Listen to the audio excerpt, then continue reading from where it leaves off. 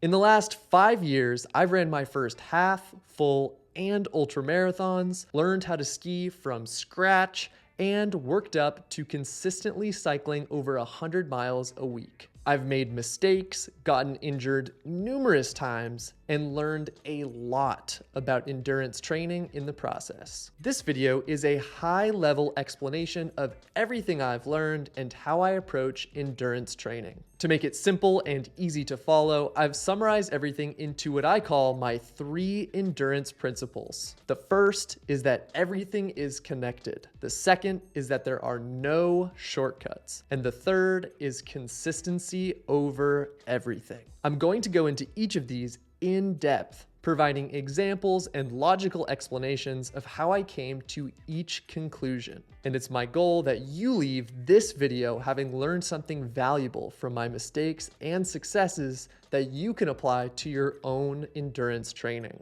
So let's get into it. If you're new here, my name is Jack Harrison, and I educate and inspire endurance athletes. With that being said, let's start with principle number 1. Everything is connected. Sleep, nutrition, exercise, relationships, the natural world, technology, and our mental health are all interconnected and affect each other. When one of these things suffers, they all do. And when one of them flourishes, the others do as well. A common example of this that I'm sure everyone watching has experienced is how being in a bad mood affects every other aspect of your life. It increases the strain on your relationships, decreases the likelihood that you're going to train, and increases the likelihood of making decisions around food and alcohol that aren't goal aligned. But when you're in a good mood, everything else also improves. You're more likely to train, you're more likely to make goal-aligned decisions around food and alcohol. Your relationships with other people, the natural world, and technology are also likely to improve. And we could keep going, right? It's not very hard to see this interconnectedness between these different aspects of our lives. But the vast majority of endurance athletes only focus on training. And I did this too, but that's why I'm sharing it with you now, so that you can learn the lessons without getting the scars. When I was training for my last marathon, all I focused on was my weekly mileage. In hindsight, I was neglecting my sleep, wasn't getting near enough protein, and as a result, I got an overuse injury. And I ultimately came to the realization that everything is connected by taking one thing seriously: my sleep. Nothing has had such a profound impact on every other aspect of my life. Consistently getting better sleep led to better mood, better relationships, better decision-making around food and alcohol, increased training performance, all of those things. The interrelatedness of these different aspects of my life was impossible to ignore after seeing how much improving just my sleep improved everything else. So that's principle number 1. Everything is connected. Now let's move on to principle number 2. There are no shortcuts. Let me start this one off with a quick example. Running a marathon with no training gets you 2 things: a medal and most likely an injury. This is a perfect example of trying to take a shortcut and paying the price. At best, you get through the marathon injury-free, but it's gonna hurt way more than it should, it won't be as enjoyable, and I guarantee you're not gonna perform better than if you would have actually put the work in and properly prepared. On social media, it is a hot, trendy flex to run a marathon with no training and claim that it's all mental. But what do you really gain from that? I guarantee that running a marathon with no training is gonna do more harm than good. And again, I learned this lesson myself. I showed up to one too many races physically unprepared. And it's just not cool. It's lazy and it's undisciplined. Last year, I DNF'd my very first race, something I never ever wanted to do. I was embarrassed and ashamed, but I only had one person to blame: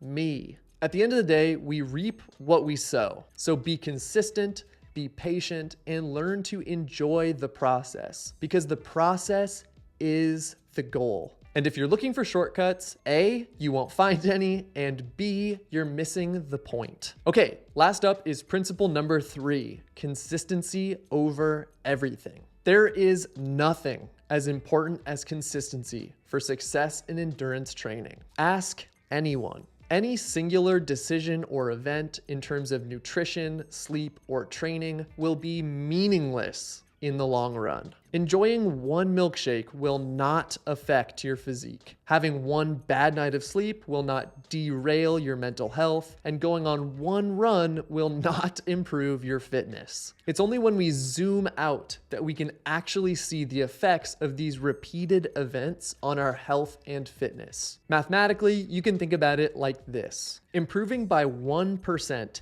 every single day for a year yields almost a 38-fold improvement. But increasing by 1% every week doesn't even get you to a 2-fold improvement. And in reality, expecting a 1% improvement every single day is probably unfeasible, but that's what we're trying to shoot for. The key takeaway here is to look for tiny areas of our life that we can make incremental improvements on for long periods of time. For example, if you stop having a drink with dinner on weeknights, or you stop eating in the last 2 to 3 hours before bed, or buy a cheap set of blackout curtains on Amazon, you can easily improve your sleep by 1%. Similarly, if you stretch for 5 minutes, do 10 push-ups, and go on a 15-minute walk, you can easily improve your fitness by 1%. And because everything is connected, like I talked about earlier, these 1% improvements in our sleep and our training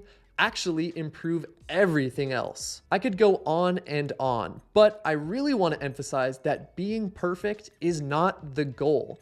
In fact, it shouldn't be the goal, because any singular decision, like we talked about earlier, won't have an impact on the bigger picture. So have a beer on Friday night, have a milkshake on Sunday evening, and skip training on Wednesday. In the macro, these things don't matter. And if you don't give yourself those little moments, you're gonna end up hating the process, and it won't be sustainable. The goal is to be pretty good most of the time. And if you ask me, that's a pretty low bar. It's just about consistency. So just do whatever it takes to be consistent and trend upwards, because over a long enough period of time, you will be shocked by how much growth and improvement you see. Okay, that's it. Those are the 3 endurance principles that I've learned over the last 5 years of endurance training. If you found it helpful or valuable, please consider liking, commenting, and subscribing. It helps me know that I'm on the right track and helps this channel continue to grow. As always, thank you so much for watching, and I'll see you in the next video.